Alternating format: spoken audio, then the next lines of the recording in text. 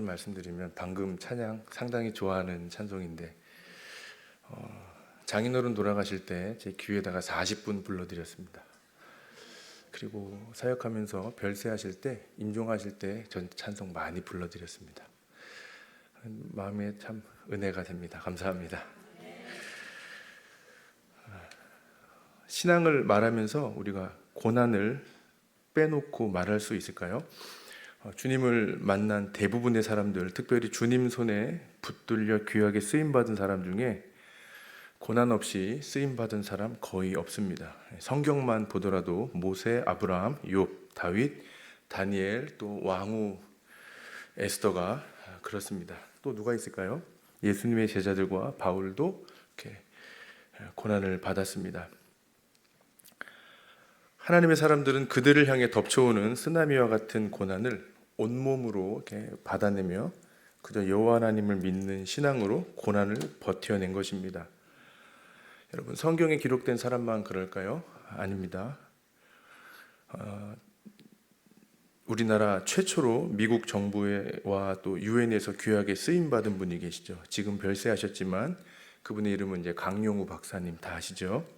그는 미 백악관에서 종교사회봉사 부문과 국가장애위원회 부문에서 귀하게 쓰임받았다라고 우리가 매스컴을 통해 본 적도 있습니다. 그분이 겪은 고난은 중학생 때의 일입니다. 불의의 사고로 앞을 보지 못하게 됩니다. 그리고 강영호 박사는 2012년 2월 68세에 하나님의 부름을 받았습니다. 그리고 그 다음 달인 3월에 내 눈에는 희망만 보였다라는 유고작이 출간되었는데요. 그 책을 통해 기독교인으로서 세상을 바라보는 감사의 제목으로 세상 사람들에게 희망을 전해 주었습니다. 파챔에 가보세요. 대여에서 볼 수 있습니다. 또 책 보기 귀찮으신 분들은 유튜브에서 강영우 쳐보시면 다 나옵니다.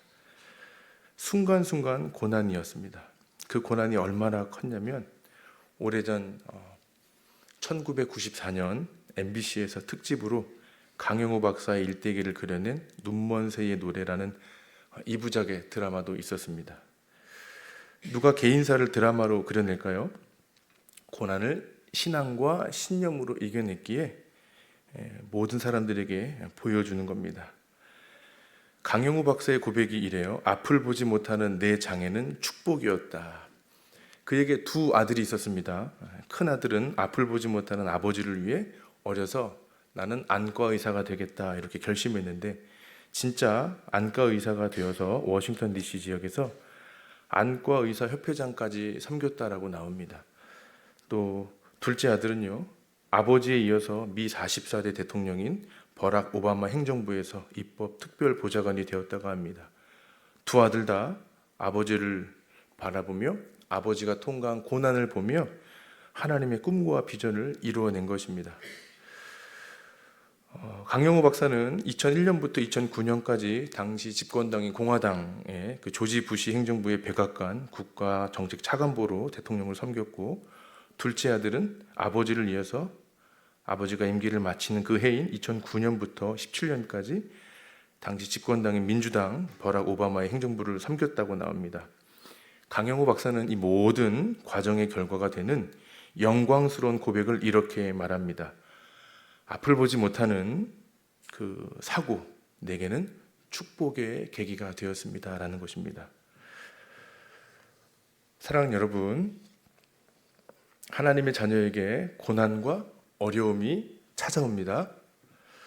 이 말은요, 고난을 당해보지 않은 사람, 고난을 경험하지 않은 사람에겐 또 고난 이야기야 하겠지만 현재 고난을 겪고 고난의 터널을 통과하는 성도에겐 공감하고 싶고 들어주고 싶고 함께하고 싶은 그런 마음이 될 겁니다. 인생의 쓴맛을 보게 되면 인생을 조금 안다고 하는데 하물며 그 고난을 하나님 안에서 해석하면 그 인생은 하나님 손에 붙들리고 또 귀하게 복되게 쓰임받는 삶이 되는 겁니다. 우리 옆에 계신 성도님들에게 이렇게 한번 축복해 주세요. 당신의 고난을 하나님이 아십니다. 또 다른 분에게도 한번 이렇게 해주시죠. 당신은 고난을 통해 귀하게 쓰임받을 것입니다. 여러분, 고난을 두려워하지 마시고 고난을 잘 견딜 수 있기를 축복합니다. 여러분, 오늘 본문의 배경도 고난 때문에 시작되는 본문입니다. 그런데 사도행전 8장에 말하는 고난은 우리 개인에게 찾아오는 질병의 고난이나 관계의 고난, 또 사고나 재정적으로 겪는 고난 이야기, 혹은 자녀의 문제로 당하는 고난 이야기는 아닙니다. 그리스도인의 모든 고난이 그렇지만 오늘 본문은 하나님께서 특별한 섭리가 있으셔서 복음 때문에 복음으로 흩어지도록 하기 위해 예루살렘 땅에서 주님을 잘 믿고 있는 사랑하는 자녀들을 흩어놓으시기 위한 하나님의 고난입니다. 예수님 잘 믿고 있었고 신앙생활 잘하고 있었고 최선을 다해 몸된 교회를 잘 세워가고 있었습니다. 그런데 그곳에 하나님이 고난의 미사일을 터뜨리신 겁니다. 흩으시려는 의도가 다분히 보이는 고난입니다. 본문으로 읽진 않았지만 8장 1절, 성경 있으신 분들은 같이 한번 읽어보겠습니다. 8장 1절입니다. 시작. 사울은 그날에 예루살렘에 있는 교회에 큰 박해가 있어 사도 외에는 다 유대와, 감사합니다. 여러분, 누가 죽임을 당했을까요? 성령이 충만했던 스데반이 돌에 맞아 죽었습니다. 이 사건은 예루살렘 교회에 큰 충격이었습니다. 여러분, 이 사건이 피부로 잘 안 와 닿으시죠?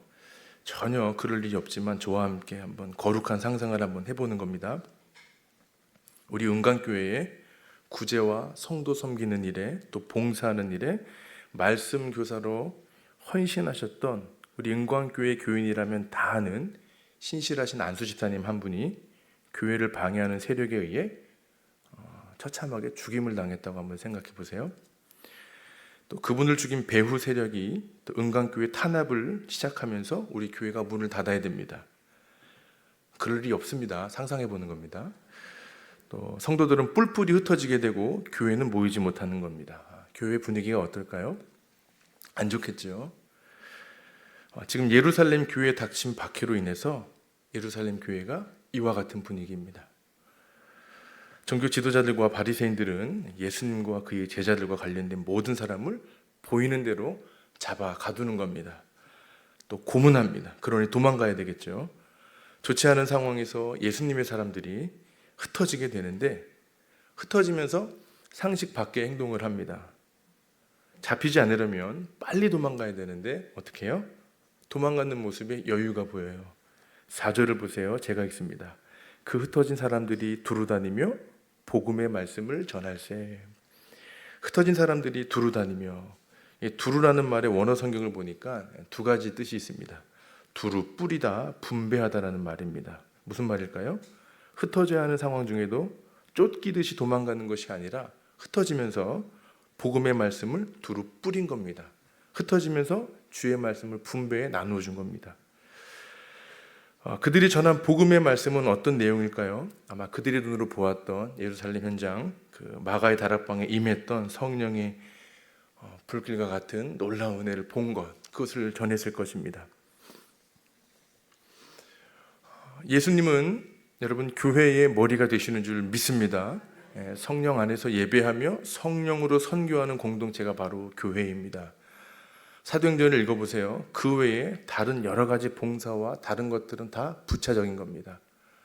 사도행전에 성령으로 모이고 성령으로 예배하고 성령을 물붓듯이 부어주는 것, 이게 사도행전에 나타난 교회 본연의 모습인 것을 우리가 알 수 있습니다. 여러분, 교회의 역할은 예배와 선교입니다.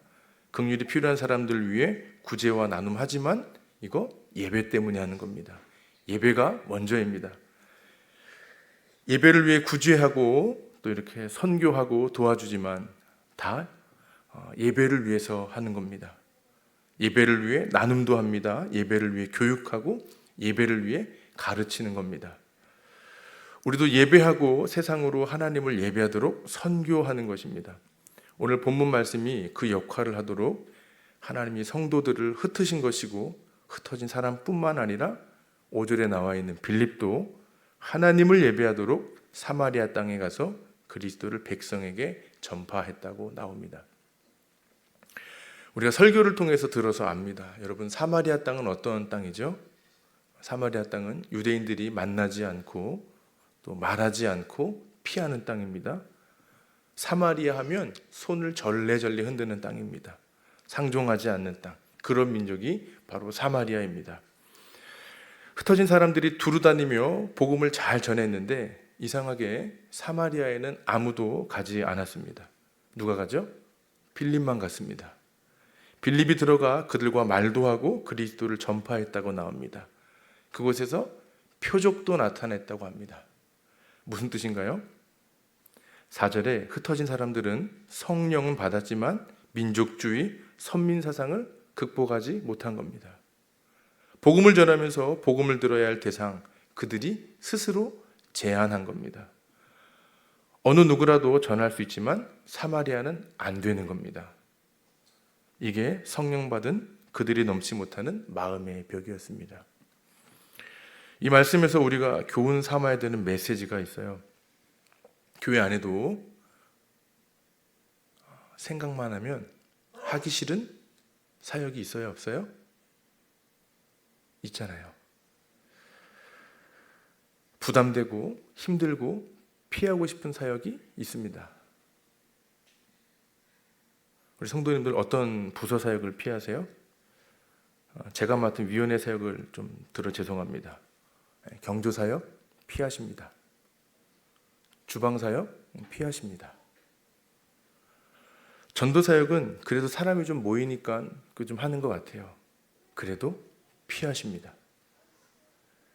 이렇게 보면 신앙생활 잘 하시는 것 같아 보이고 기도도 꽤 열심히 하시고 열매도 있어 보이는데 또 교회를 잘 섬기시는데 이와 같이 어려운 사역을 눈앞에 맞닥뜨리게 되면 다 피하세요.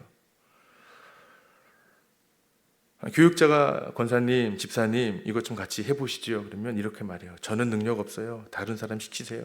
전 이번엔 절대 못하니 내년에 다른 사람 꼭 세워주세요. 저도 알죠. 우리 모두 능력 있어서 하는 것 아닙니다. 사랑하는 여러분, 아무도 하려 하지 않는 사역, 성도들이 피하는 사역을 감당하시길 축복합니다. 아멘 하시는 분에게 그 은혜가 있을 줄 믿습니다. 하나님께서 힘과 능력을 주실 것입니다. 웃음으로 넘기지 마세요. 진짜예요. 교회 안에 더 귀하고 덜 귀한 사역 없지요. 말은 그렇게 하는데요. 행동이 그렇지 않은 거예요. 더 귀하고 덜 귀한 사역이 있습니다. 여러분, 이 메시지가 어떻게 들리세요? 주님의 몸된 사역은 주도권이 내게 있는 것이 아닙니다. 내 마음으로 하고 안 하고가 아니라는 겁니다.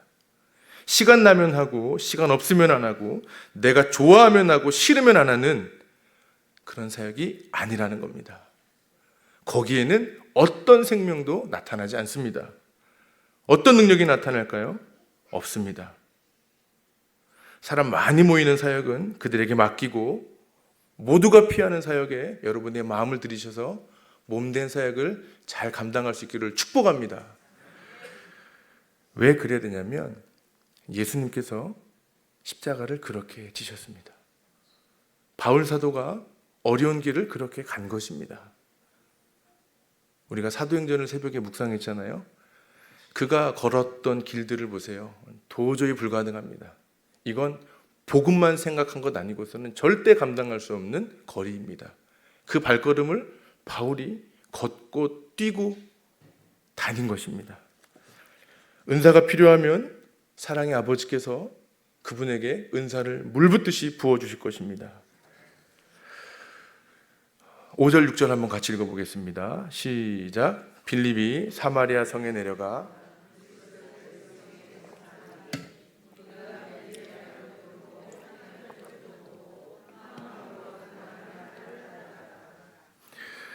아무도 가지 않았던 사마리아 땅을 주의 복음 가지고 사마리아 잃어버린 영혼을 찾아 그들에게 빌립이 복음 말씀을 들려줍니다.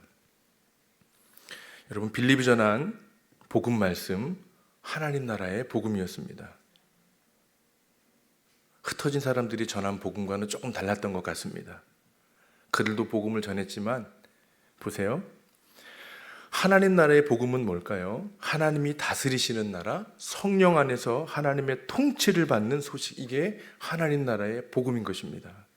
내 통치가 아닙니다.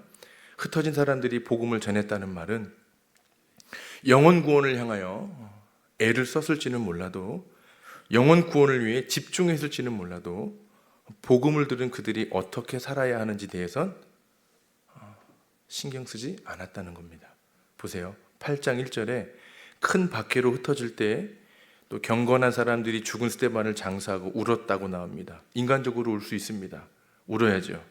그런데 이 울음에 다시 만날 소망이 보이지 않습니다. 그들은 흩어지며 복음을 전하긴 했지만 전하기만 한 것입니다. 복음을 받은 사람들의 피드백이 없어요. 그런데 빌립이 전한 사마리아 땅은 어떤가요? 많은 사람에게 붙었던 더러운 귀신이 크게 소리 지르며 나가고, 불치병에 걸려 소망 잃어버린 사람들이 모든 병을 고침받았다라고 나옵니다. 그 마지막은 어떻게 나와요? 그 성에 큰 기쁨이 어땠다고요? 있었다는 겁니다. 비슷한 시기 예루살렘은 도망가며 크게 울었는데 사마리아 성에는 큰 기쁨이 있었다라고 나옵니다. 여러분, 우리가 주님을 예배할 때 어떤 사람은 예배 안에 생명을 누립니다. 그런데 어떤 사람은 예배 안에 능력, 생명을 누리지 못하죠. 선교도 하는데 선교하는 공동체에 기쁨이 있는 공동체가 있는가 하면 어느 공동체는 아무 감흥 없이 선교합니다. 오늘 본문에서와 같이 흩어진 사람들의 모습과 빌립에 대조되는 이 전도의 모습에 우리의 모습도 대조해 볼 수 있겠죠. 왜 그럴까요? 세 가지 이유가 있습니다. 첫 번째, 성령 안에서 하나님의 통치에 대한 이해가 없어서 그런 것입니다. 지금 내가 누구에게 통치를 받고 있는지 몰라요. 스스로는 예수님을 믿는다고 하지만, 또 주일에 나와 교회에서 예배드린다고 하지만 마귀의 성품 그대로 가지고 살아가면서 그 인생에 하나님의 통치가 나타나길 바라지 않습니다. 말은 그렇게 하지만 그렇지가 않아요. 하나님의 통치를 모르는 거죠. 두 번째, 영적 전쟁을 제대로 알지 못하고 영적 전쟁도 싫어합니다. 고상한 사람들, 격식 있는 사람들, 소위 엘리트라 말하는 인텔리, 지식과 학벌이 높은 사람들은 영적 전쟁 잘 말하지 않습니다. 수준 낮고 저급하게 봅니다. 저 신학교 다닐 때 영적 전쟁에 대해서 가르쳐준 교수님은 신대원에서 만났던 영성신학 교수님 한 분이셨어요. 단 어떤 한 분도 저에게 영적 전쟁을 가르쳐 주신 교수님은 없었습니다. 여러분, 전쟁은 적을 괴멸하지 않으면 어떻게 돼요? 내가 죽는 거예요. 정복하지 않으면 정복당하는 겁니다. 영적 존재도 마찬가지죠. 어둠 권세를 내가 이겨야 하고 정복해야 내가 다스림 받지 않고 죽지 않는 겁니다. 그런데 영적 전쟁을 몰라요. 안 해요. 말하지 않아요. 이건 바로 진 것과 다름없는 것입니다. 세 번째, 그 사람에게 하나님의 능력이 없기 때문에 그런 것입니다. 하나님의 능력이 없으니까 그렇게 못하는 거죠. 능력이 왜 없을까요? 원수 마귀에게 통치권을 빼앗긴 것입니다. 다시 말씀드립니다. 하나님 나라의 복음은 성령 안에서 하나님께서 통치하신다는 사실을 고백하는 것이고, 그 복음을 받아 누리는 것입니다. 이게 바로 하나님 나라의 복음입니다. 제가 성구사전을 찾아보니까요, 복음이란 단어가 신약 성경에만 약 130번에서 40번 정도 나옵니다. 세다가 포기했어요. 얼마나 많이 나온지. 이 복음이란 단어가요, 십자가의 죄 용서와 관련되어 기록된 본문은 단 한 군데도 없습니다. 신약 성경에 기록된 복음은 거의 대부분 하나님의 통치와 하나님의 다스림과 연관된 말씀이었습니다. 여러분, 복음은 내 열정으로, 내 열심으로 신앙생활하는 것 아니고 봉사하는 것 아닙니다. 복음의 말씀은 내 인생의 주인으로 찾아오신 하나님께 나를 다스리시도록 통치권을 주님께 드리고, 나를 주님이 다스려 주시도록 마귀에게서 빼앗아 하나님께 드리는 것입니다. 빌립이 전한 하나님의 복음, 전하고 듣고 보고 행하는 것, 그로 인하여 어떤 열매가 나타나요? 귀신이 소리 지르며 떠나가고 모든 병든 것들이 다 고침받았다는 겁니다. 복음은 하나님이 통치하신다는 소식을 전하는 아름다운 소식입니다. 예수님도 당신의 복음을 전파하실 때 하나님 나라의 통치 개념으로 복음을 전하셨습니다. 마태복음 4장 23절 제가 읽어드립니다. 예수께서 온 갈릴리에 두루 다니사 그들의 회당에서 가르치시며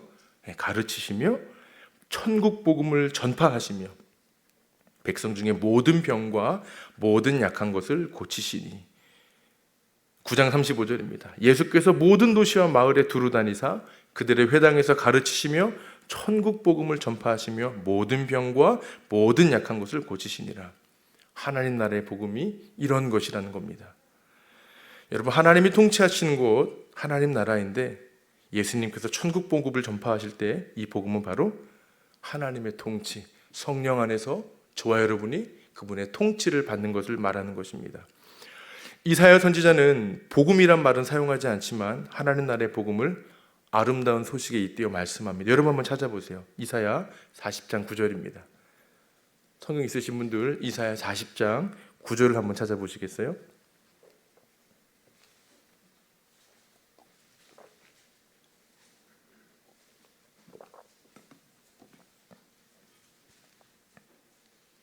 같이 읽어봅니다.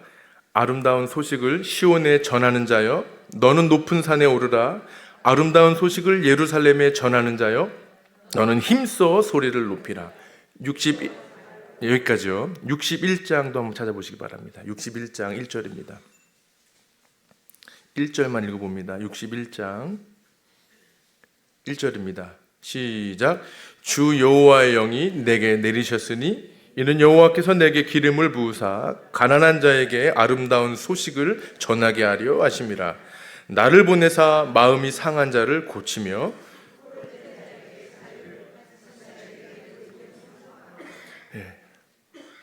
하나님 나라의 복음, 통치권의 회복이고 성령 안에서 그분의 통치를 받는 것을 말하는 것입니다.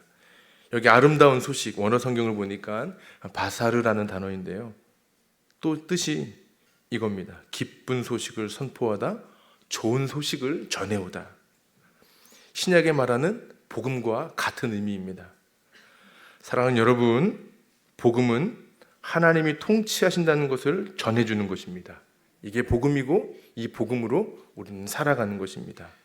이 아름다운 소식을 저 여러분 삶에 가득 채우며 복음으로 하나님 나라의 말씀으로 내 삶에 하나님이 주도권을 가지시도록 여러분의 생각, 내 생각, 말, 옷 입는 것까지, 먹는 것까지 전인격으로 하나님의 다스림 받는 저 여러분 되어서 복음을 통해 전하고 듣고 행하고 보는 것 이상의 삶을 거룩하게 살아가시길 주의 이름으로 축복합니다.